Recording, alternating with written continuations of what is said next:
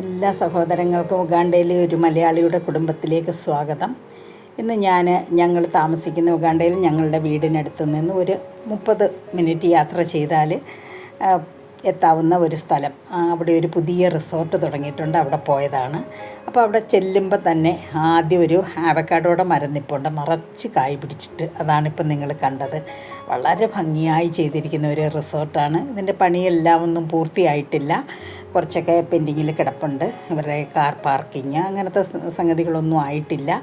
എങ്കിലും വളരെ ഭംഗിയായി ചെയ്തിരിക്കുന്ന ഒരു സ്ഥലമാണ്. നല്ല കാറ്റും ഒക്കെയുള്ള ഒരു സ്ഥലമാണ്.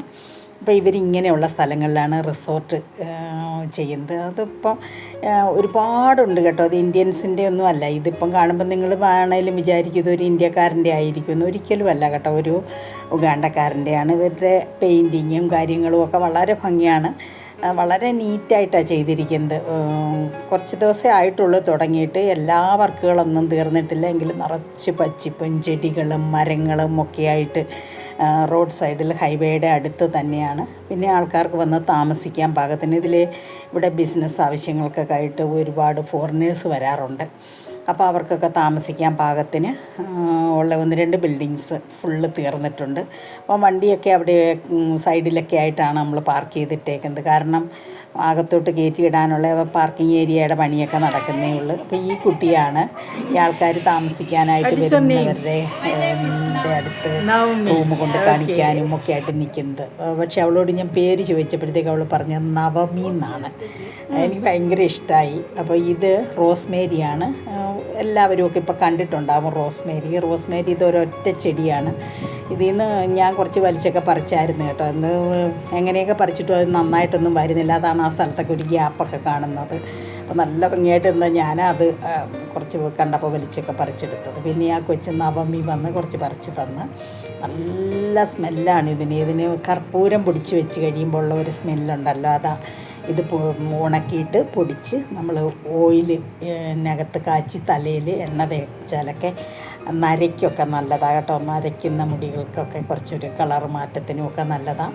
അപ്പോൾ ഇത് നല്ലതാണോ എന്നൊന്നും എനിക്ക് അറിയത്തില്ലായിരുന്നതുകൊണ്ട് ഞാനിത് ഉപയോഗിക്കില്ല. ഇവിടെ ഉണ്ട് റോസ്മേരി. ഇതിൻ്റെ വേറൊരു ടൈപ്പാണ്. ഇവിടെ നോൺ വെജിലൊക്കെ ആൾക്കാർ ഉപയോഗിക്കാറുണ്ട്.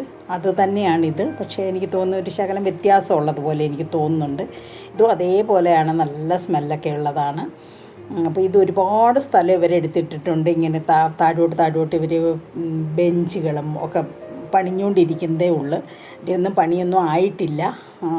അപ്പോൾ സൺസെറ്റ് ആകാറായി. ഞങ്ങൾ വന്നിട്ട് ഒരു മണിക്കൂറോളം ആയി. കാരണം ചുറ്റി നടന്ന് അതുപോലെ കാണാനും മാത്രം സ്ഥലങ്ങളുണ്ട് ഇവിടെ.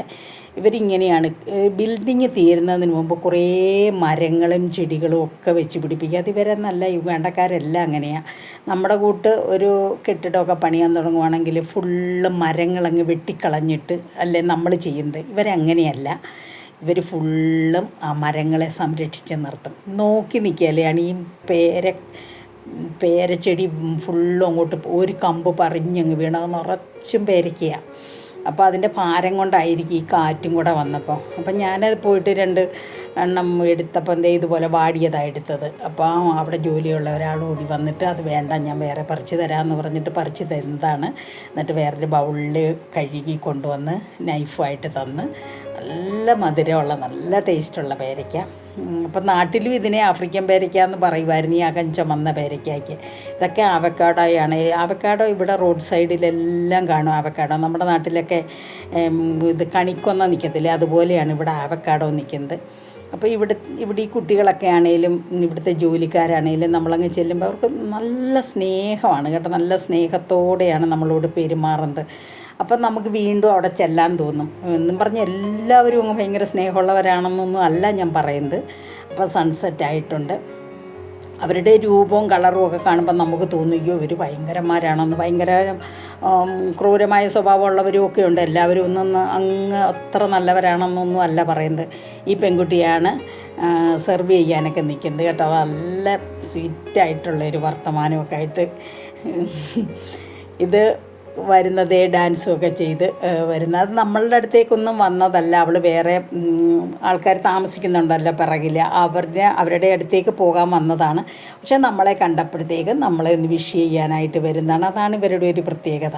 നമ്മുടെ ആൾക്കാരാണെ കണ്ടാലും മിണ്ടാതെ പോയി. ഇവരങ്ങനെയല്ല. ഒരാളെ ഇങ്ങനെ കണ്ടു കഴിഞ്ഞാൽ വിഷ് ചെയ്യാനൊക്കെ അവർക്ക് ഭയങ്കര താല്പര്യമാണ്. അപ്പോൾ നിറച്ചും ചെടികൾ നട്ട് പിടിപ്പിച്ച്. അപ്പം ഞാൻ ഇവരോട് ചോദിച്ചു, ഇത് ഈ കെട്ടിടത്തിൻ്റെയൊക്കെ ബിൽഡിങ്ങിൻ്റെയൊക്കെ എല്ലാ പണി കഴിഞ്ഞിട്ടാണോ ഇതൊക്കെ ചെയ്തതെന്ന് ചോദിച്ചപ്പോൾ അല്ല, അത് ചെയ്തുകൊണ്ടിരിക്കുമ്പോൾ തന്നെ ഗാർഡനൊക്കെ ഇവർ അറേഞ്ച് ചെയ്തെന്ന് പറയും. ഇത് ഒരു ഭയങ്കര പ്രത്യേകതയാണ് ഇവർക്ക്. എല്ലാ സ്ഥലങ്ങളിലും ഒരു വീടാണേലും അത് തന്നെ, ഒരു ചെറിയ വീടാണേലും എൻ്റെ ഫ്രണ്ടൊക്കെ നല്ല ഗാർഡനൊക്കെ ചെയ്ത്, അത് ഇവരുടെ ഒരു പ്രത്യേകതയാണ്. പെട്ടെന്ന് ക്ലൈമറ്റ് മാറും ഇവിടെ. ഇത് നല്ല ക്ലൗഡ് വന്ന് നന്നായിട്ട് മഴക്കാറ് വന്നങ്ങനെ നിൽക്കുകയാണ്. അപ്പം നന്നായിട്ട് ലൈറ്റ്നിങ്ങും ഉണ്ട്.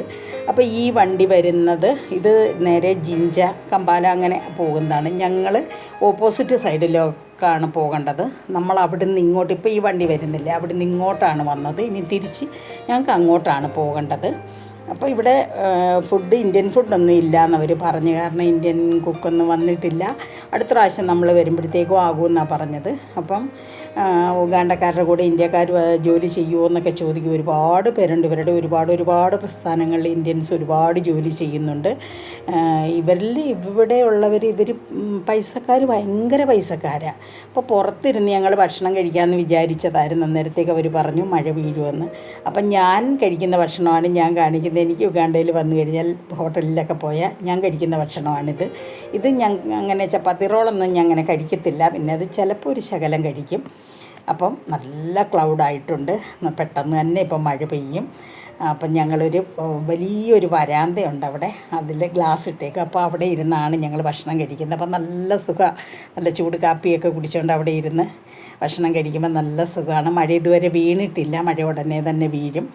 അപ്പം മഴ പെയ്ത് കഴിയുമ്പോഴത്തേക്കും ഞങ്ങൾ തിരിച്ചു പോകാമെന്ന് വിചാരിച്ചിരിക്കുക. ഭക്ഷണമൊക്കെ കഴിഞ്ഞ് നമ്മളിങ്ങനെ ഇരിക്കുകയാണ്. അപ്പം ഈ ഒരു കാറ്റെന്ന് പറഞ്ഞു കഴിഞ്ഞാൽ ഇങ്ങനെ ഒരു അപകടം വരുന്ന പോലത്തെയുള്ള അങ്ങനത്തെ ഒരു കാറ്റല്ല. പക്ഷെ നല്ല സുഖമുള്ള കാറ്റ്, നന്നായിട്ട് തണുത്ത് വിറയ്ക്കും കേട്ടോ. ഈ ഒരു കാറ്റിങ്ങ വരുമ്പോഴത്തേക്കും നമ്മളെ നല്ലപോലെ തണുത്ത് വിറയ്ക്കും. അങ്ങനത്തെ കാറ്റാണ്. പിന്നെ മഴയും കൂടെ വീണ് കഴിയുമ്പോൾ, മഴത്തുള്ളി വീഴുമ്പം ശരിക്കും ഐസ് വീഴുന്ന ആ ഒരു ലക്ഷണമാണ്. അപ്പം എല്ലാം കഴിഞ്ഞ് ഞങ്ങൾ തിരിച്ചു പോകാനായിട്ട് നിൽക്കുകയാണ്. എനിക്ക് ഈ ഒരു ക്ലൈമറ്റും ഇതുമെല്ലാം കണ്ടപ്പോൾ ഇച്ചിരി നേരം കൂടെ അവിടെ നിൽക്കണമെന്ന് തോന്നി അങ്ങനെ നിന്നതാണ്. അപ്പം വീഡിയോ ഇഷ്ടപ്പെട്ടാൽ സപ്പോർട്ട് ചെയ്യണം. ഞാൻ ആരോടും എന്നെ സബ്സ്ക്രൈബ് ചെയ്യണമെന്നൊന്നും പറയാറില്ല. ഇഷ്ടമുള്ളവർ ചെയ്യട്ടെ എന്ന് വിചാരിക്കും. അപ്പോൾ ഇഷ്ടപ്പെട്ടാൽ സപ്പോർട്ട് ചെയ്യുക. ഇതാണ് ഇന്നത്തെ ഒരു വിശേഷം. വെറുതെ ഒരു വീക്കെൻഡ് അങ്ങനെ വന്നതാണ്. അപ്പോൾ ഈ ക്ലൈമറ്റ് കണ്ടപ്പം പോകാൻ തോന്നിയില്ല, കുറച്ച് നേരം കൂടെ നിൽക്കാമെന്ന് വിചാരിച്ചു. കാരണം മഴ ഒരു വല്ലാത്തൊരു ഫീലാണല്ലോ. എത്ര കണ്ടാലും മതിയാകില്ലല്ലോ മഴ. അപ്പം ഇവിടെ മഴ തുടങ്ങിയാൽ പെട്ടെന്ന് തന്നെ നിൽക്കും കേട്ടോ. ഈ ഒരു ക്ലൈമറ്റ് ഒരു അരമണിക്കൂർ 1 മണിക്കൂർ കഴിഞ്ഞാൽ പെട്ടെന്ന് അങ്ങ് മാറും. അതാണ്. വീഡിയോ ഇഷ്ടപ്പെട്ടാൽ സപ്പോർട്ട് ചെയ്യണം. Take care. ബൈ.